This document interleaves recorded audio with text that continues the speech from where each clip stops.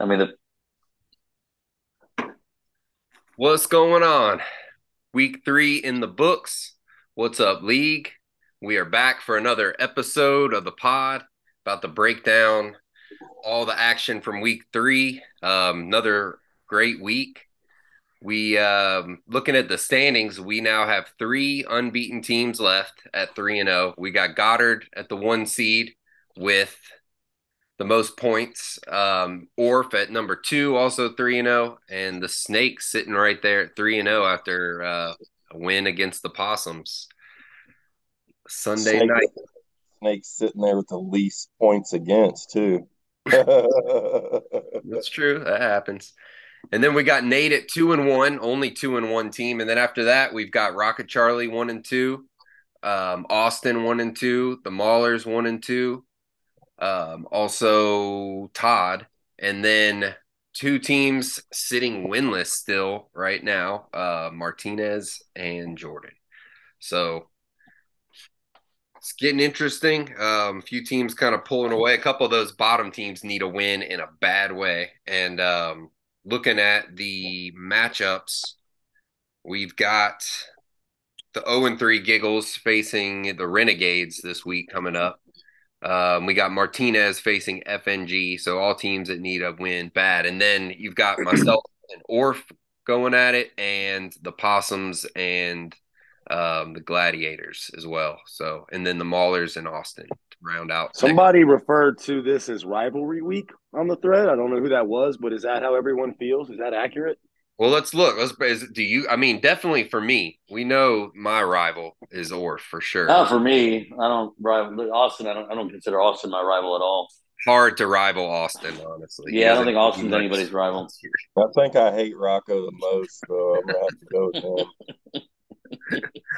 Yeah, I like beating Jordan. I don't know if I'd call it a rivalry. I don't think it has to be a little bit less one sided for that to be considered. But um, I have beat him in a Super Bowl, so I have clipped his nuts on a Oh, large stage before. But yeah, I mean, sure, Jordan is one of my rivals. I'd say.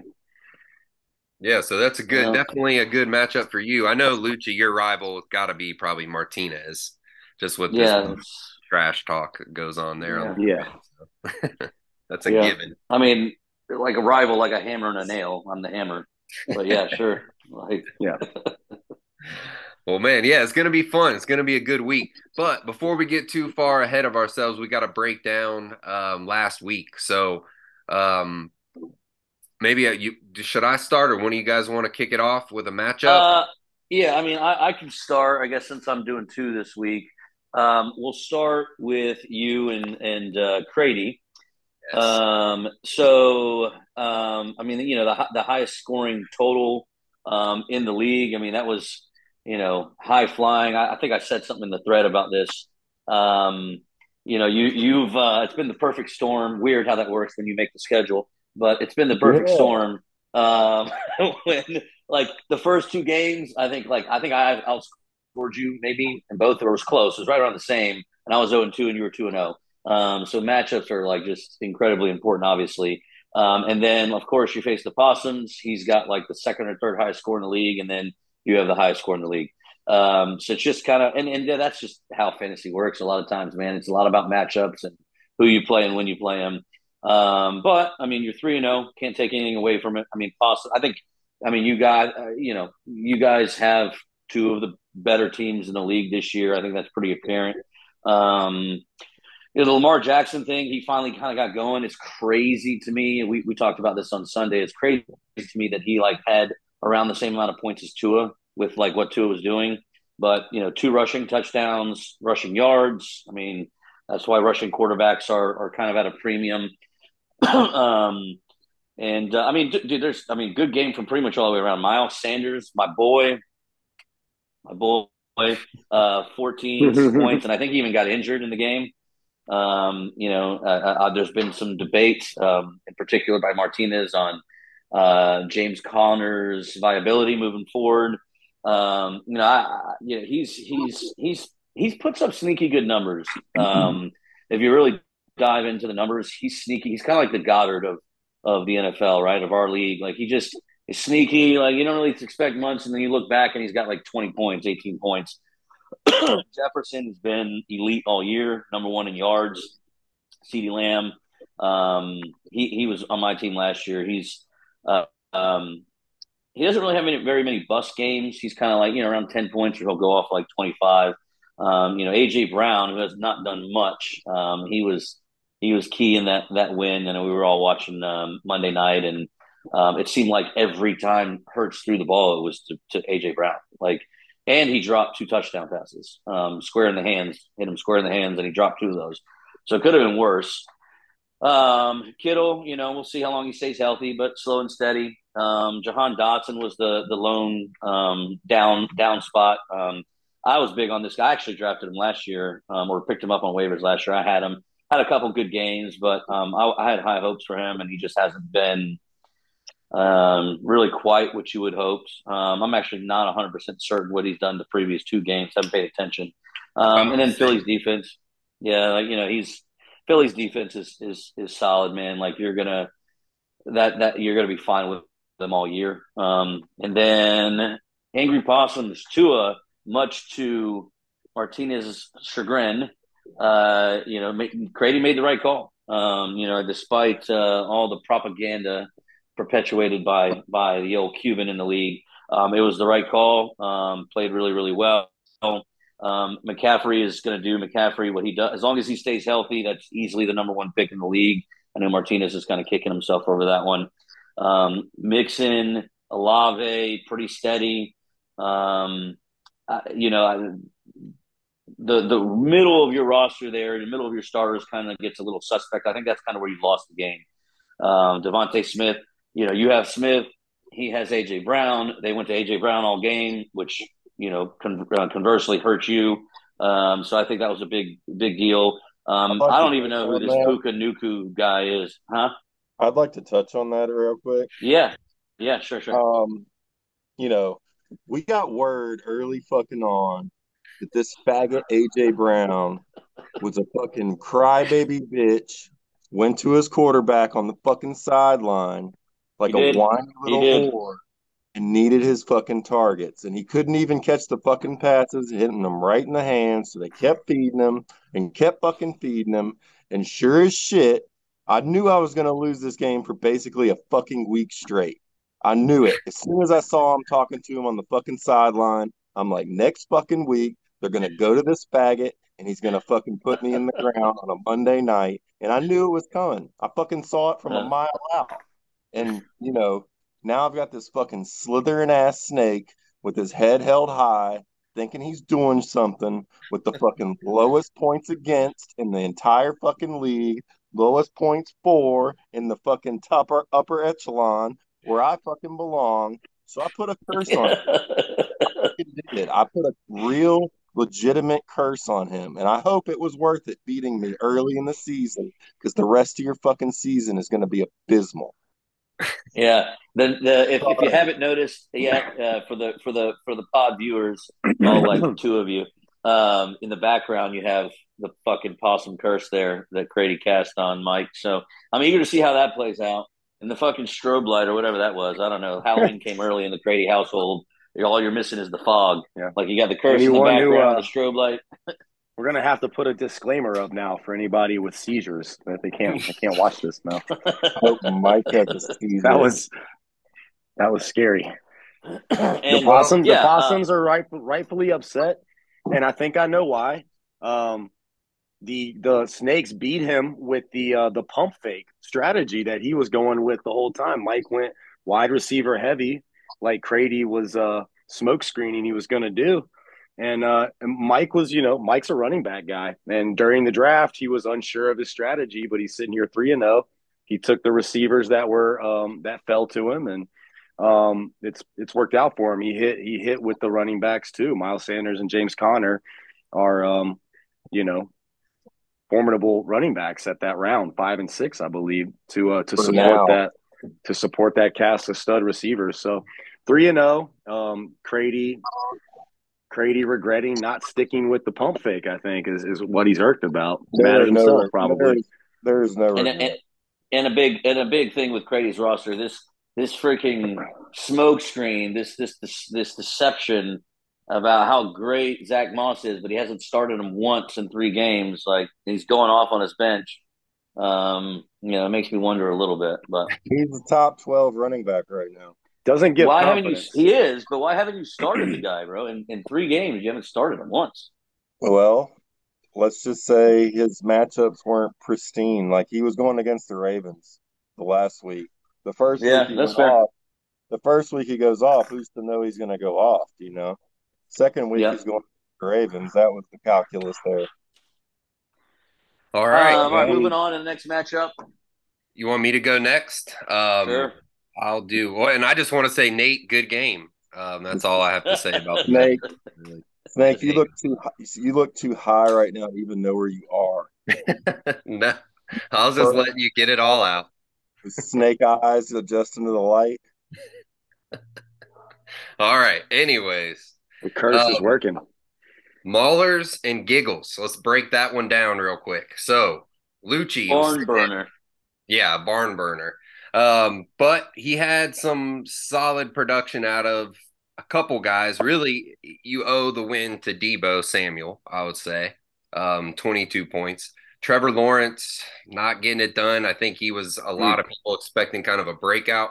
And then you had Russell Wilson, which was kind of so between those two, you thought probably one was gonna, be the guy. It's not really happening yet, so I wouldn't be surprised if you start sniffing around for a I'm QB. starting to feel about Trevor Lawrence the way that Martinez feels about Tua. Like I'm getting mad. Yeah, Lucci, I'll be in touch. yeah. You need a Yeah, QB. Quarterbacks. Yeah, I got a couple good ones. Ramondre, who I thought is that not part of it? That he's traded now, right? You traded him, right? He's on the stand like a man's. Right. Okay. Ramondre, known sitter. He was Ramondre, coming so he'll off. have to adjust. Yeah. Uh, You didn't We'll see get a how he ton out of him, adjusts. so you were able to trade him. I would say still get good value, even coming off of a pretty bad matchup. So got to be happy with that. he hadn't done shit all year, all 3 matchups. Yeah. I mean, So his you still highest got point total is solid like 12 value points. just off a guy that Martinez just like likes, and he has faith in him. So Najee continuing to not really get it done for you, but you invested a high pick in him, so you gotta stick that out. Gabe Davis, solid. Hawkinson, great pick at tight end, really doing well. Off week Does for Lucci have Algier. Gabe Davis this year? Yeah, this year again, yeah. Okay. And then Ninth Algier round. has been good. 9th round. That was a good pick. That was a good pick. Better than the fourth. And that's true. I said this in the thread. Like I said this in the thread. I drafted him a year too early. Like he still had almost 1,000 yards and 7 touchdowns last year, but he was injured a little bit.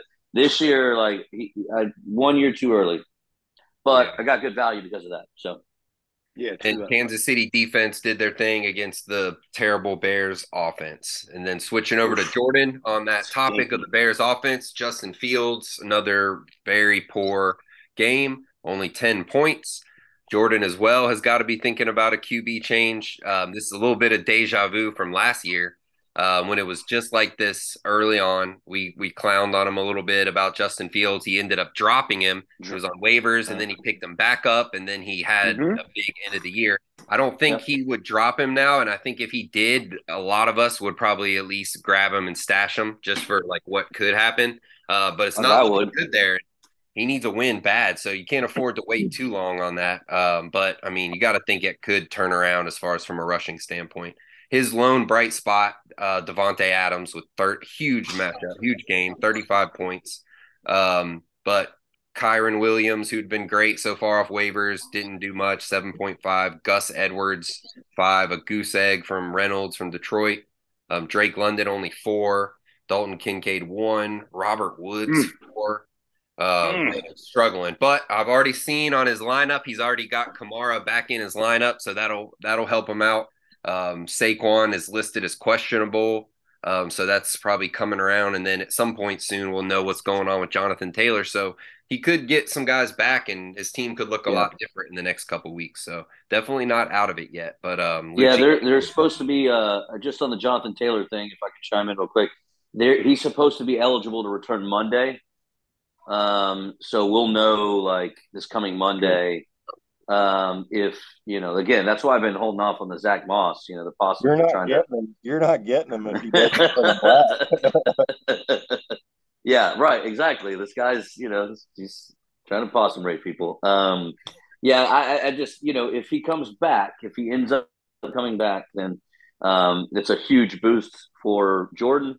Huge boost because I do think he'll be out to kind of prove a point, to either get paid or get paid by the Colts or get paid by somebody else. So we'll see, but that'll be a big boost for him. Sure. Who's got the next one? Rocket Charlie, you want to hit your matchup? Sure. I've got Orf and Austin. These two were talking a lot during their matchup. It got heated, got very personal. Almost too contentious for me. A little uncomfortable. But it was a close one. Good Orf had matchup. COVID. Fair enough. Hope feel better, Orf. No, he did that. He did not. Did he really? Yeah. That's not a real And thing. that's even dude. more What are you time talking to about? text on the thread then. Yeah, right.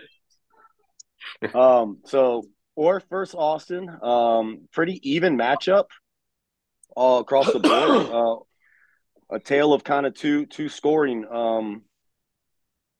differences here. Orf had very even production across the board. I think his lowest scoring player had like 8, so almost double digits, but good performances from Mahomes, Kelsey, Alexander Madison showed up for the first time this season and scored almost 20 for him. Tony Pollard continues to be a great pick. Kind of kicking myself there right now with Derrick Henry's situation.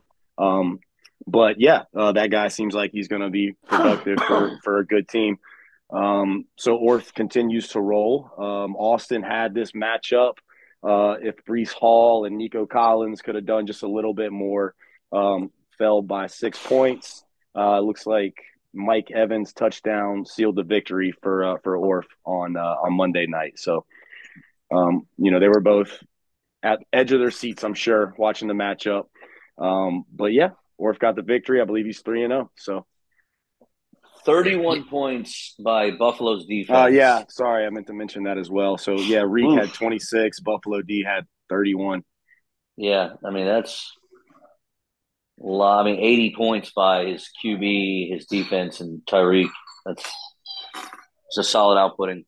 Dude, where he got Mike Evans in the draft and like needing 8 or 9 points going into that matchup, the fact that it already felt like automatic with him, kind of. He's the 5th ranked receiver. Like what a steal there. What a great pick. I mean, especially having 50 points on the bench with A-Chain, if I'm not mistaken. Oh, that was this. Oh one. yeah, that's brutal. That is worth mentioning. He picked him up right before he went off.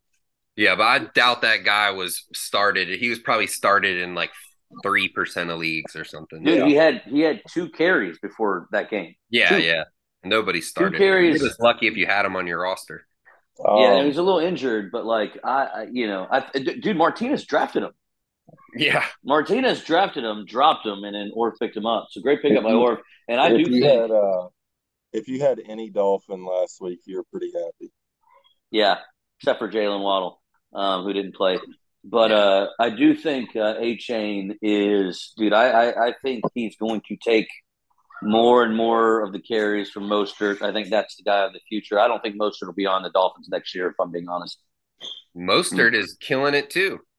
He is, but they're, A-Chain's on that rookie contract. Like I'm wondering if Orf even plays A-Chain. I would be hesitant to even play that guy personally. Orf, this is a message. If you don't plan on playing him, I am willing to trade for him.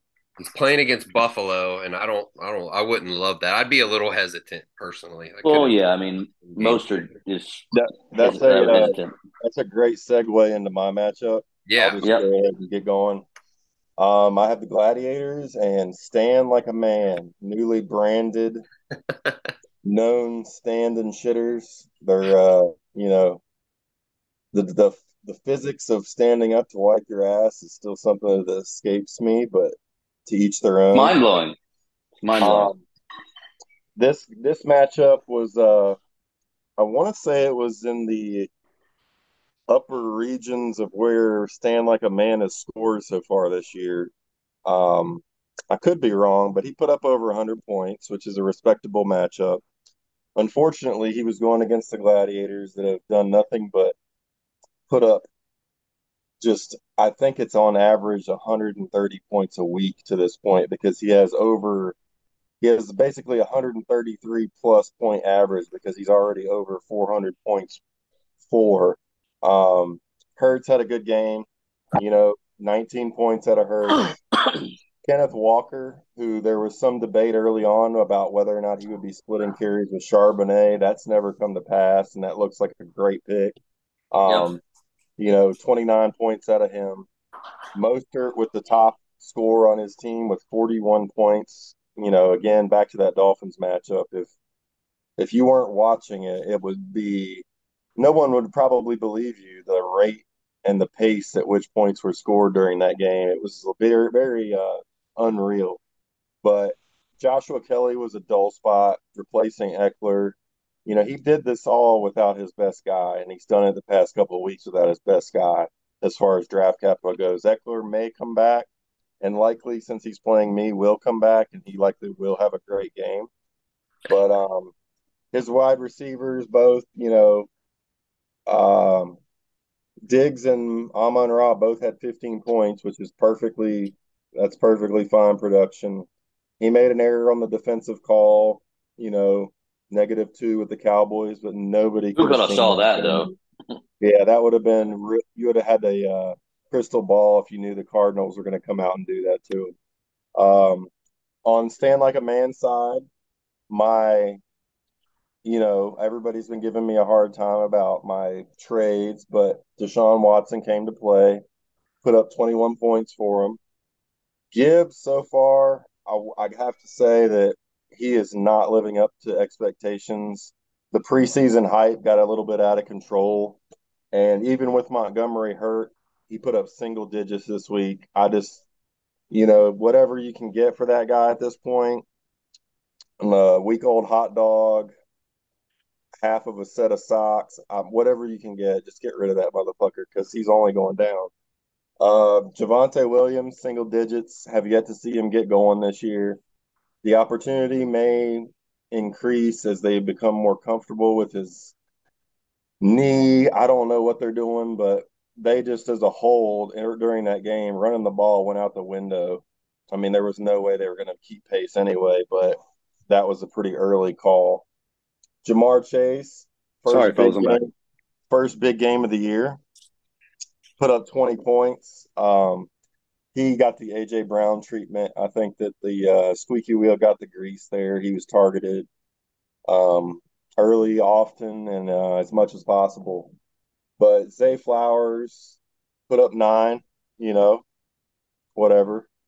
Waller, if Stand Like a Man is a man of his word, Waller should be on waivers because I was informed, as well as the rest of the league, that if he didn't put up at least 11 points, he was gone. And Yeah. he put up Word is he's lost that locker room. He's lost that locker room after that stunt. 3.5 points from Waller. Jordan Addison, 8.2. JJ obviously had the Who is big now game. Meth Lab Mauler, by the way. Yeah, but as we continue to go down the road, all these teams that are playing the way they are right now, things can change over time. Injuries, change of roles. So I'm not willing to put a nail in anybody's coffin yet, but it's not looking good for Stand Like a Man from where we stand in Possum Camp. I'll roll it back to you. All right, one last one here, and then Rocco take over the top 10 here. I've got Rocco and F and G, old fucking new guy, Chubb. I mean, kind of a blowout, quite frankly. Rocco,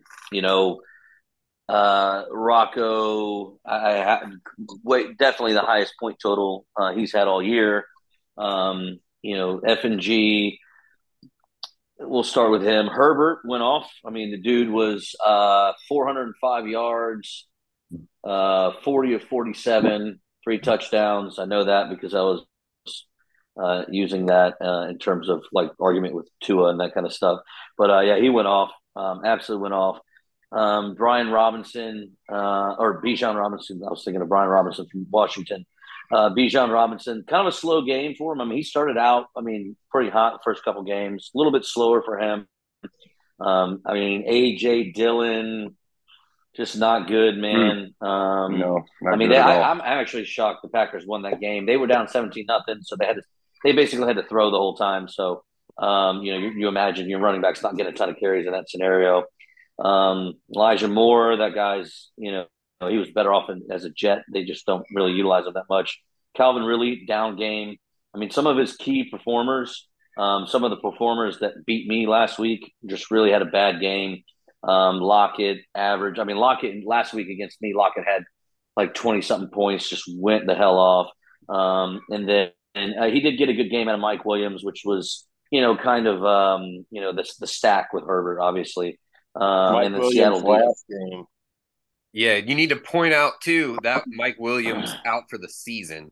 Yeah, yeah, yeah. And it was almost a little comical that the touchdown Mike Williams scored, he caught from Keenan Allen. So that's on the other. Yeah, The lone which touchdown is for the pretty FNGs. wild if you think about it. That like that Mike Williams and Keenan Allen, like two receivers on the same team, both combined for, I mean, Keenan Allen had a damn career game, dude. Like, Yeah. Rocco. I know he can say what he wants, great draft pick, whatever it is. I mean, the guy, I've had him before, and when he's in, he's above average to good. But the guy is like, I don't think there's been a season in the last 6 years that he hadn't gotten injured. Definitely not. So Yeah. there's a worry there. Hopefully he stays healthy. Well, not really. Very, Hopefully for you, I guess. very reminiscent of James Conner, Miles Sanders. Yep. I would agree with that. Kirk Cousins, Rocco, if that's one of the guys you want to talk to me about, we can go ahead and nix the negotiations. I'm not taking that guy at all. You're trying to sell high. I get it. But that guy's like, I mean, again, we've talked about this, but I mean, without him, I don't have my ring. So I'm not taking that guy. The Derrick Henry situation. What about the guy? What about the guy sitting between Tua and Mahomes, right in between them? That'd be Jordan Love. Yeah, I mean, we could talk about it. He QB4 on the season. Nuts. 4 on the season? Is it QB4 on the season? Wow, yeah, he's ahead of Mahomes and below Tua. I can believe Mahomes because they aside from the Bears game, their offense has looked mediocre. I was gonna comment. I'm glad I didn't because they went off on an offensive explosion last game. Now, granted, it was against the Bears, but I was gonna say something about like how bad Mahomes wishes he had Tyreek Hill after watching the 70-point explosion. But he ended up having a pretty good game. Yeah. I mean, just overall, really, really solid output. I mean, the key contributors are Keenan Allen, Kirk Cousins. I'm not putting a lot of stock in that Kirk Cousins performance. I've been watching that guy too long. I mean, he's allergic to primetime games. Like, he literally comes down with like AIDS or something during primetime games. Like, the guy is like something like 1 in 12 in primetime games. Great performance though. And then, of course, Keenan Allen. Dameon Pierce finally stepped it up a little bit. In Rocco's defense, I was kind of high on that guy as well. Last season as a rookie, and then this season as well. Texans offense looks very fantasy friendly. As long as CJ Stroud keeps chucking it. I was going to say, Stroud is, if that guy is going to play at the level he's been playing at, then couple people there look promising. And then steady performances across the board. Pittman, DJ Moore, which is like, someone said it earlier, maybe before we started the pod, but like, how do you expect, or maybe in the thread, but like, how do you expect, Bryce Young, when you like the offensive line sucks and you trade away all his weapons, like, how is that guy supposed to succeed? So dude, he had a bad game. That offense is awful and looks really lost. Right. He did have like a pretty bad game, and his target shares are not He's not even like, number one in the team in targets. It's just a kind of a weird situation. Definitely not what I expected when I drafted him. He's looking at Benchville if the Bears offense Well, can't continue. you got Martinez's boy. How does he say it? Boy. That's how he says it, right? Boy. Yep. Tank Dell. Yep. Yeah. So you're good there, man. I mean, Exciting young player. Yeah. You're Got good there. wheels. So, Yep. So we switch to the rankings. I will just point out with Todd's team, he is in a bad spot as far as RB2. I mean, he just doesn't have, looking at it, he has no one to plug in. I mean, nobody. I mean, He was Gainwell, neglected Charbonnet. at the draft, yeah. Yeah, I mean, when Bijan's on a bye week, I don't know what the hell he'll do, but he may have to look at packaging Bijan or trading Herbert or something and trying to get a couple other players or something. Got to do something. Yep. Definitely concern there for the running back too. And there was on draft night, I remember, I think he was planning on having Samaje Perine as his running back too. And I ended up drafting him, and that wouldn't have worked out for him either way. I mean, that guy's not. As long as Javonte numbers, stays healthy, then Javonte's the RB1 in Denver is pretty clear. I mean, that dude is he's a bulldozer, bro. Like even against the Dolphins, he got blown out, but he got the ball and just trucked people. Yep.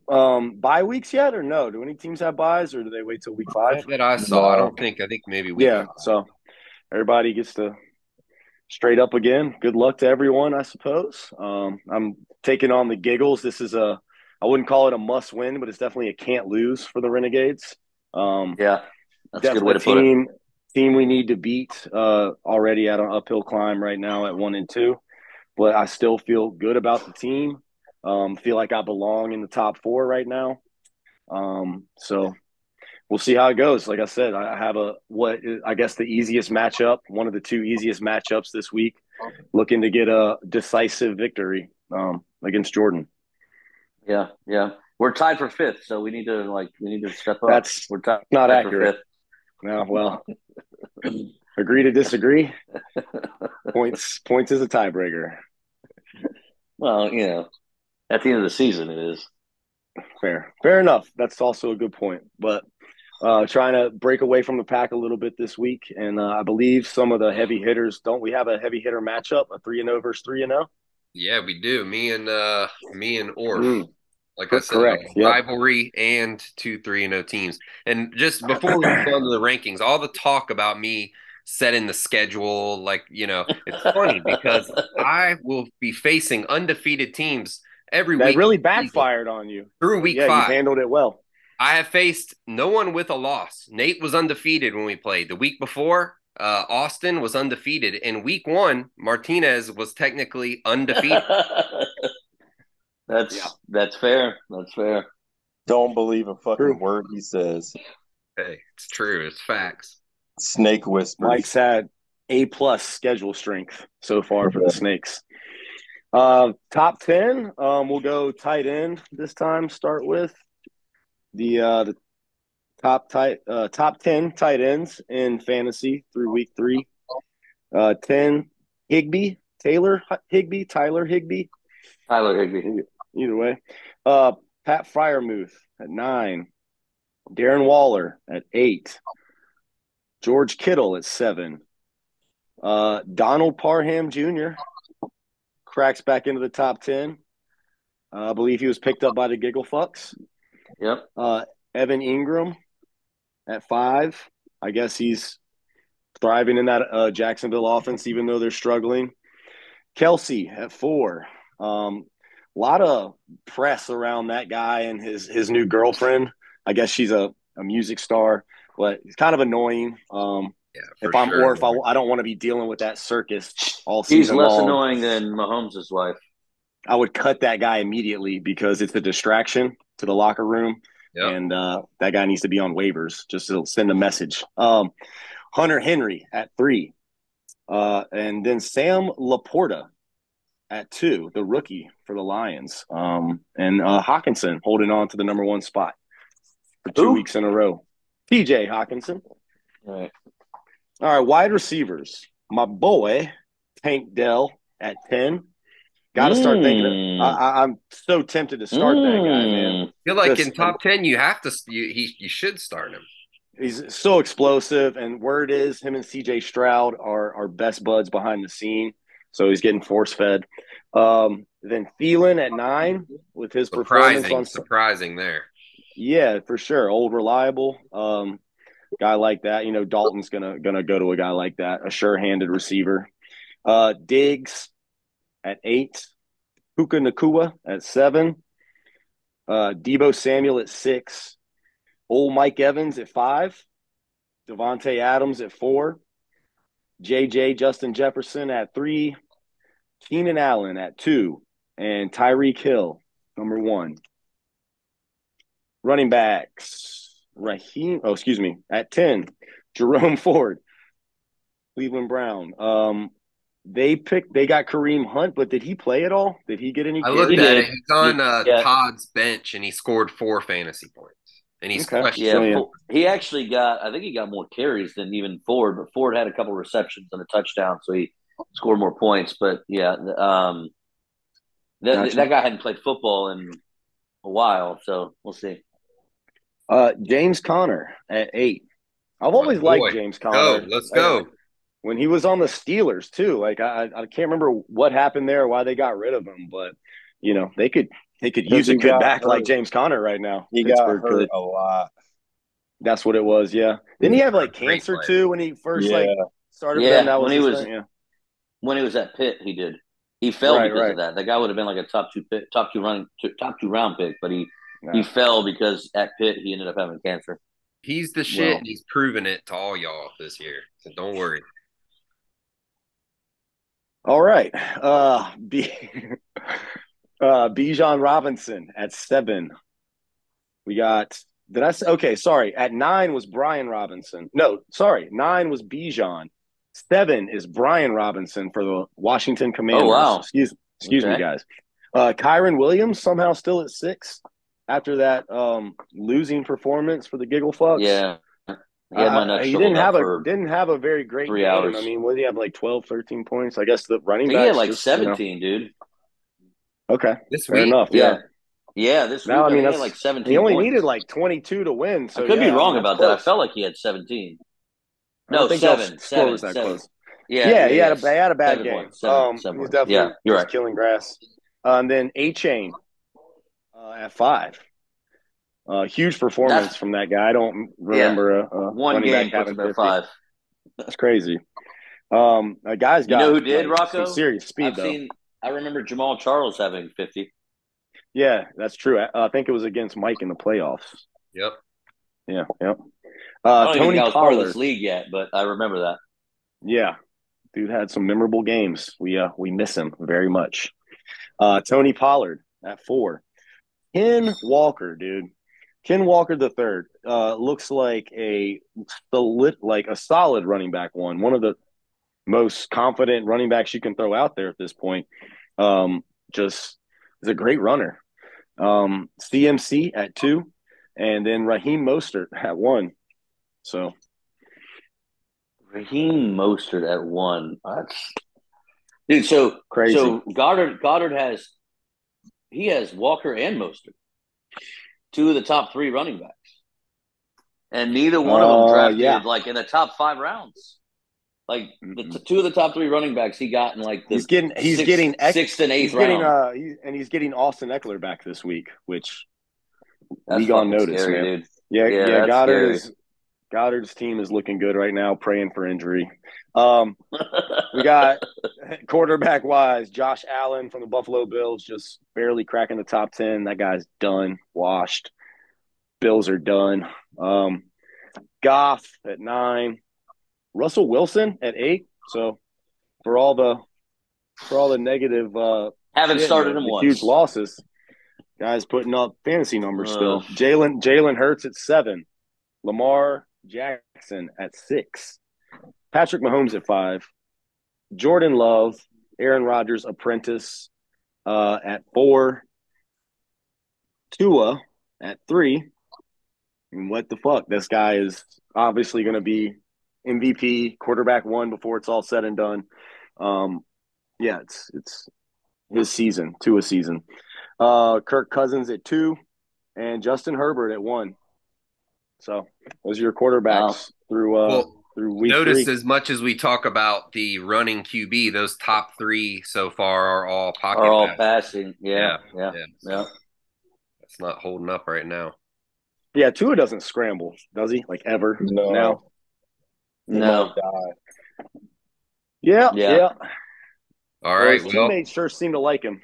They look like everybody they're having likes a lot him of fun. except Martinez. He's a very likable guy. Yeah, how can you not like the guy, even if you don't think he's the best? Like, I'm still 50-50 on him. Like, I think he's a product, quite frankly, if I'm being honest. You're still 50-50 on him? What does that mean? In terms of being, dude, I think he's a product of Mike McDaniel's system. I really do. Mike McDaniel's, yeah, McDaniel's is my opinion, is like that guy's an offensive genius. Like, I think B-Mart's more wrong about McDaniel's than he's about Tua. I think Tua is an above average quarterback. I don't think he's bad. Maybe 50-50 is the wrong phrase. Are you saying he's Brock Purdy in a better system? He's better than Brock Purdy. He's actually in this damn near the same system. Like, McDaniel's is a Kyle Shanahan protege. Like, that's who we learned under. So, you know, I don't know. I think he's going to be really good as long as he stays healthy.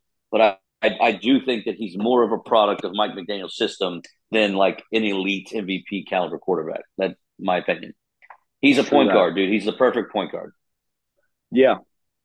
Yeah, he's fun to watch, man. We'll see what they do. There's going to be a letdown game soon. I mean, unless they plan on going undefeated, but got to find it, and hammer the money line. Yeah, it's probably, to be honest with you, they'll probably lose to the Bills Sunday. If I had to bet money on it, like in Buffalo, I think it'll be a close game, but I feel like that'll probably be one of their losses. Fair enough. We'll see. Should be Jordan, if you're watching, Jordan, if you're watching, and we know that you are, I hope that Tua talk was just for you. Right there, that Tua segment. Save the rest for the thread. Yeah, sure will. All right, boys. Well, it was a good week. See you guys next week. Thursday night football tomorrow. Let's go. Have a good one. Go. Peace. Peace.